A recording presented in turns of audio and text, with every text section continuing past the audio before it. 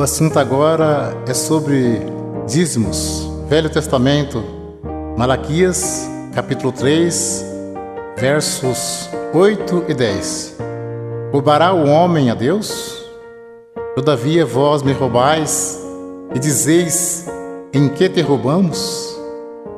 Os dízimos e nas ofertas alçadas. Trazei todos os dízimos à casa do tesouro, para que haja mantimento na minha casa. E depois fazer prova de mim, diz o Senhor dos Exércitos, se eu não vos abrir as janelas do céu e não derramar sobre vós uma benção tal, que dela vos advenha a maior abastança. Alguém levava um animal perfeito e o sacerdote negociava o animal perfeito e sacrificava um animal imperfeito no lugar. Nisso que eles estavam roubando a Deus. Digo sempre, Deus não usa dinheiro. Coleta é para o próprio bem do povo de Deus. Se Deus não abrisse as janelas do céu e não mandasse chuva, a terra não produzia alimento. As tribos de Israel receberam herança, menos a tribo sacerdotal, que era a tribo dos levitas. Eles não receberam herança, então eles recebiam parte do dízimos para se manter. Por isso que dizia, trazer os dízimos para que haja mantimento na casa do tesouro. Não se tratava de dinheiro, mas de mantimento. Não há mais casa do tesouro. Jesus disse, minha casa é chamada por todas as nações casa de oração. Evangelho segundo Mateus, capítulo 10, versos 5 ao 10. Jesus enviou esses 12, ele ordenou dizendo, não ireis pelo caminho das gentes, nem entreis em cidade de samaritanos, mas ide diante as ovelhas perdidas da casa de Israel. E indo pregai, dizendo, é chegado o reino dos céus. Curai os enfermos, limpai os leprosos, ressuscitai os mortos, expulsai os demônios, de graça recebestes, de graça dai.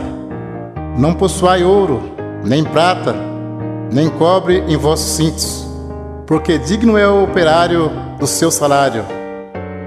Nem alforje para o caminho, nem duas túnicas, nem alparcas, nem bordão, porque digno é o operário do seu alimento. Podemos cumprir com alegria a missão de anunciar o Evangelho da graça. Jesus já pagou a nossa salvação com o precioso sangue que Ele derramou no duro madeiro da cruz. Enviando o apóstolo disse, de graça recebeste, de graça dai. Não precisa explorar ninguém. A parte material, Deus tudo provê na nossa vida.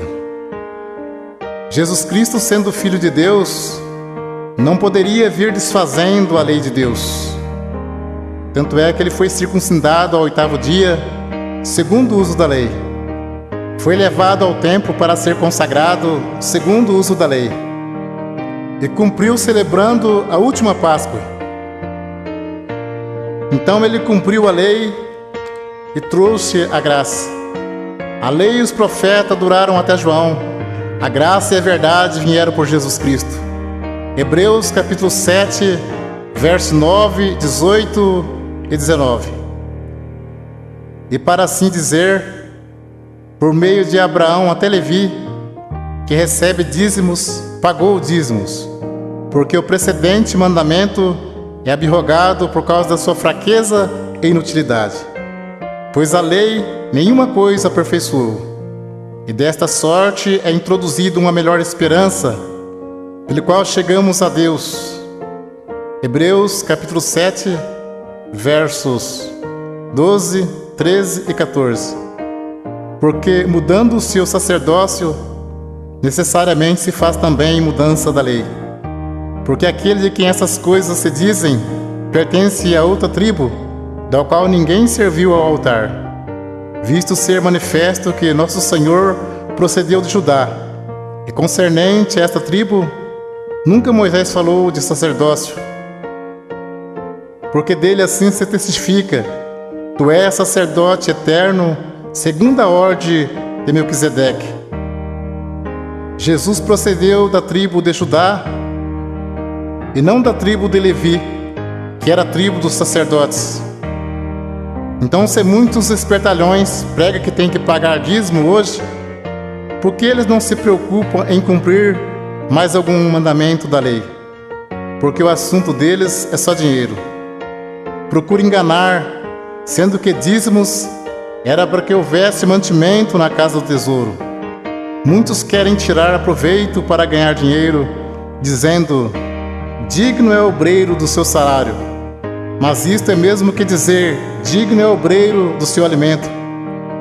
O apóstolo Paulo disse em Atos capítulo 20, versos 33 ao 36: de ninguém cobicei a prata, nem o ouro, nem o vestido.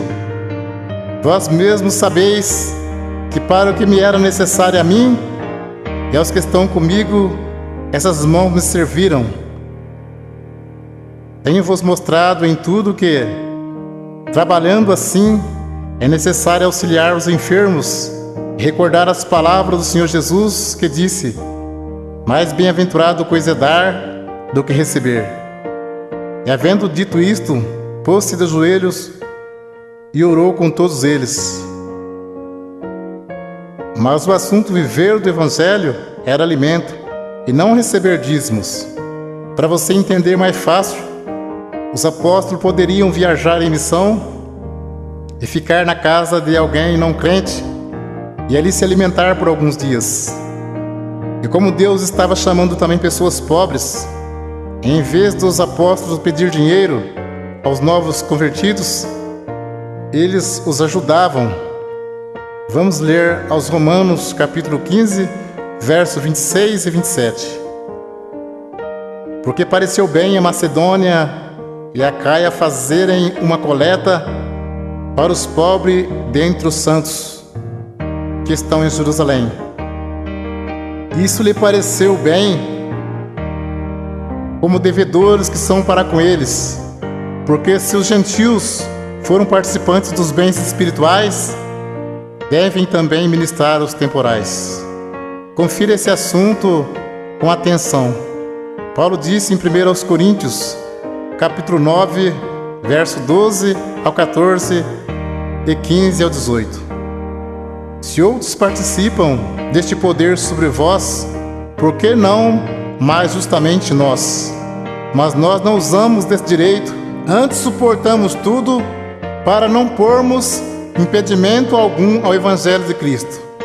Não sabeis vós que os que administram o que é sagrado comem do que é do templo, e que os que de contínuo estão junto ao altar participam do altar? Assim ordenou também o Senhor aos que anunciam o Evangelho que vivam do Evangelho. Mas eu de nenhuma destas coisas usei, e não escrevi isso para que assim se faça comigo, porque melhor me fora morrer do que alguém fazer vã esta minha glória. Porque se anuncio o Evangelho, não tenho do que me gloriar, pois me é imposta esta obrigação. E ai de mim se não anunciar o Evangelho. E por isso, se eu faço de boa mente, terei prêmio. Mas se de má vontade, apenas uma dispensação me é confiada. Logo, que prêmio tenho que, evangelizando, proponha de graça o Evangelho de Jesus Cristo, para não abusar do meu poder no Evangelho. E Paulo disse: outras igrejas despojei, deixando de receber salário, para vos anunciar de graça o Evangelho de Jesus Cristo.